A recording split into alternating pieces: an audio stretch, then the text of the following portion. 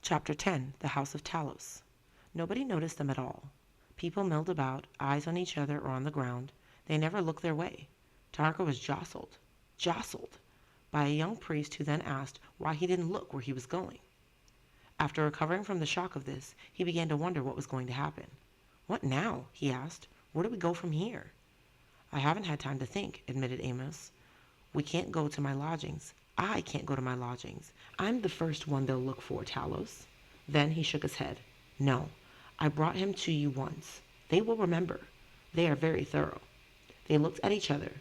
For the first time, Amos seemed as much at a loss as the boy. Taharka looked around him. "Does it seem strange to you," he said, "how peaceful everything is?" It was true. A peaceful, drowsy night on the Nile. The stars above as bright as ever. Not that it was quiet. There was a constant hum of voices, even at this hour, broken sometimes by shouts and laughter.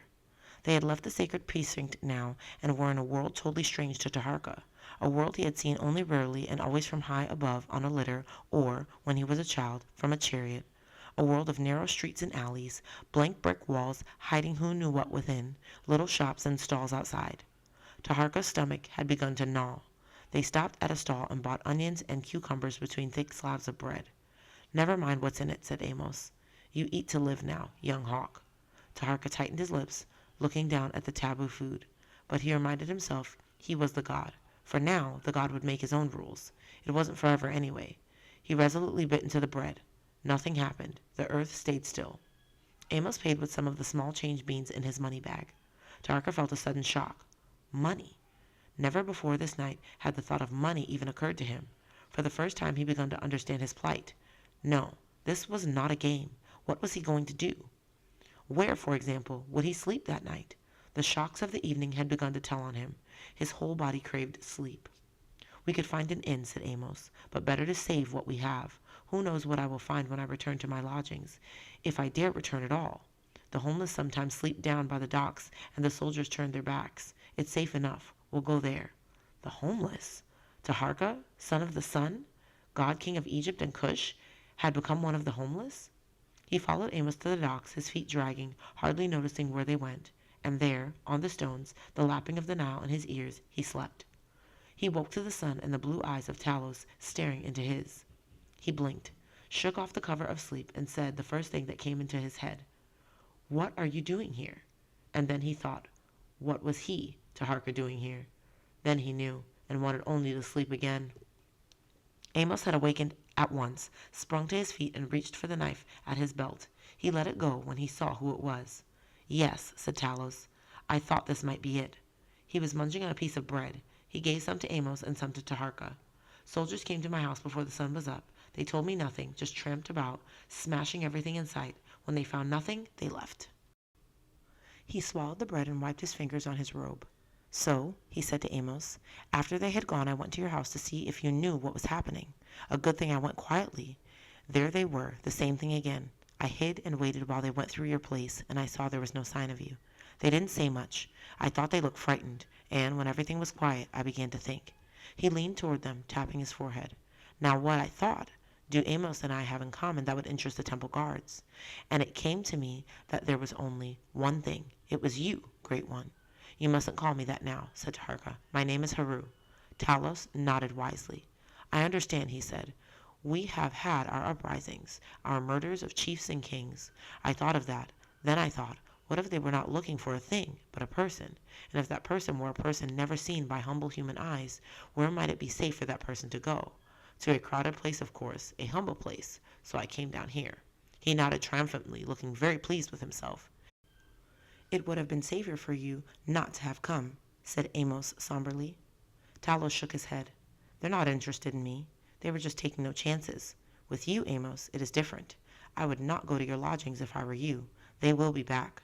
He stood up, shaking the crumbs out of his robe. "You had better come with me." Before Amos could speak, Taharka shook his head.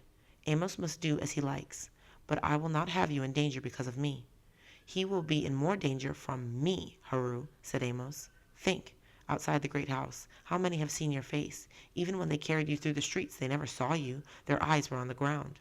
"Where I am staying," said Talos.